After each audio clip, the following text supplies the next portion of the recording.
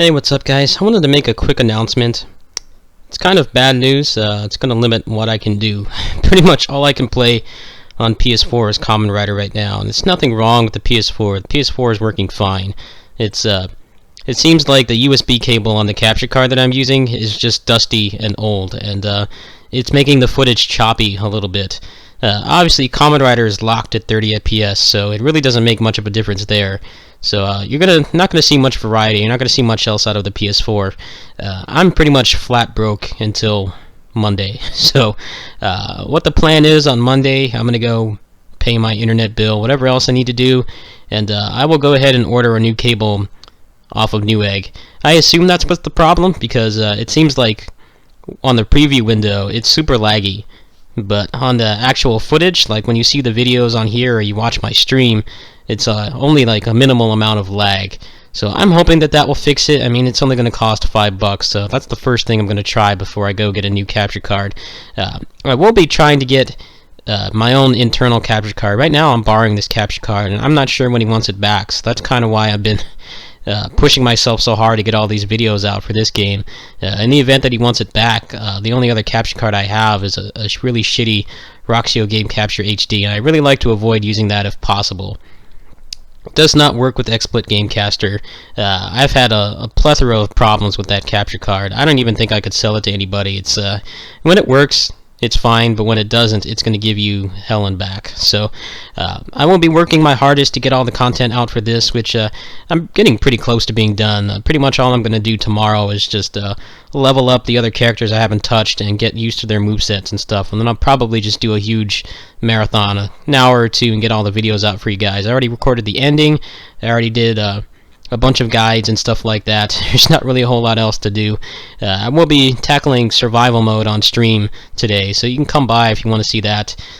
Today's pretty much going to be survival mode, unlocking a bunch of figures, and then getting used to some of the new characters that I haven't used yet so I can get the videos out for you guys.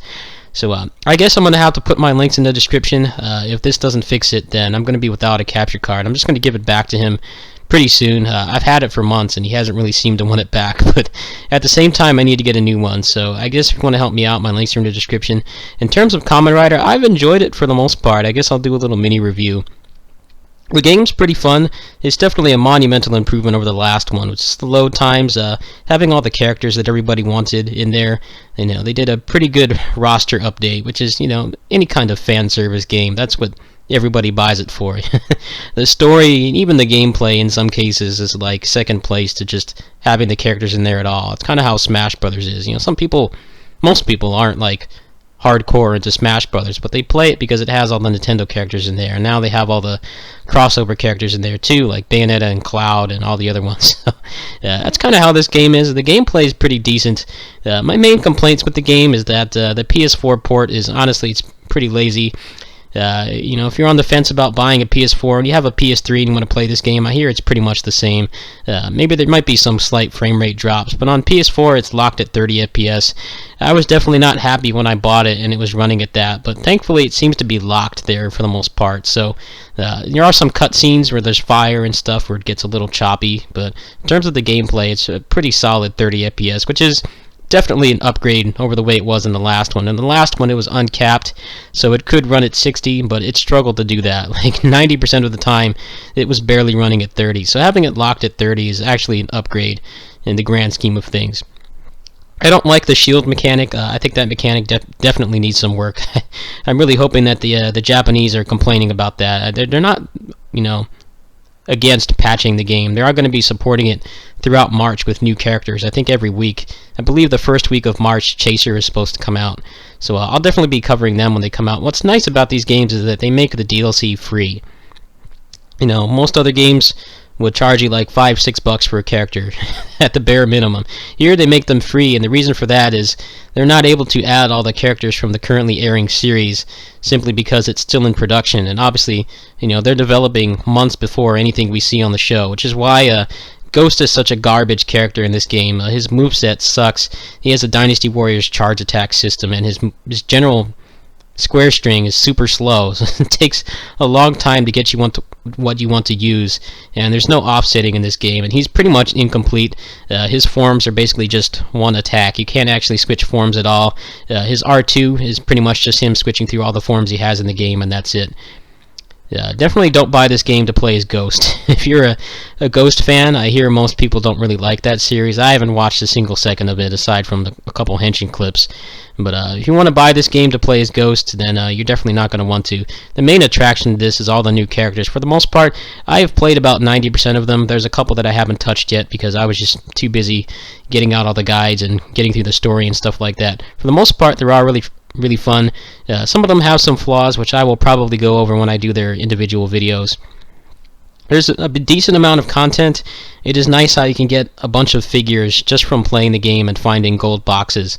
It's definitely an improvement over the way it was before, where the only way you could really get them was to level up a character to 50 and you would get their ultimate form as a figure, or you could get like a survival mode. But in the last one, the survival mode was just 90% loading. It was like almost impossible to take that game seriously and to, like, try to do like end game content or maximization or stuff like that. The load times are pretty much instant on PS4. I don't have anything special in my PS4 at all, and it loads instant. And I keep in mind I finished the last game, and that was like the worst loading I've seen since like the 5th generation of game consoles, like Sega CD and Saturn and PS1, like all those games that had like minute-long load times and stuff like that. That's how that game was.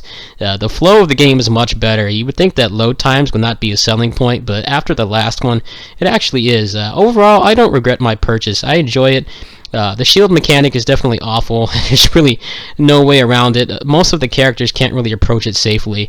I have to give a disclaimer. There are about 33 new figures in this game, and none of them have been translated yet, aside from Red Shadow Moon, which apparently gives you unlimited ultimate mode.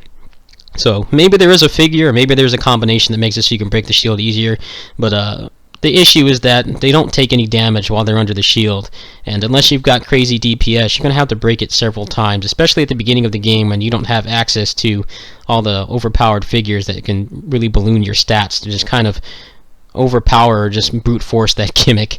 It definitely needs work. That's probably the only problem I have with it. The other problem I have is that the additional difficulties are pretty much just, the generic jack up the stats a couple extra digits. It's really not interesting at all, and it's unfortunate that to get all the good figures, you're going to have to go through survival mode, and at the end, it puts it on very hard in hell mode, so you're going to get one shot no matter what. I'm not a fan of that. I'm not sure how far I'm going to take this game. I have pretty decent gear already. I'll probably do like very hard mode runs with some of my favorite characters, probably sometime next week. I don't really have any other projects until June, so I will be playing this game pretty much throughout March. At the very least, I'll be doing all the DLC characters since they're free.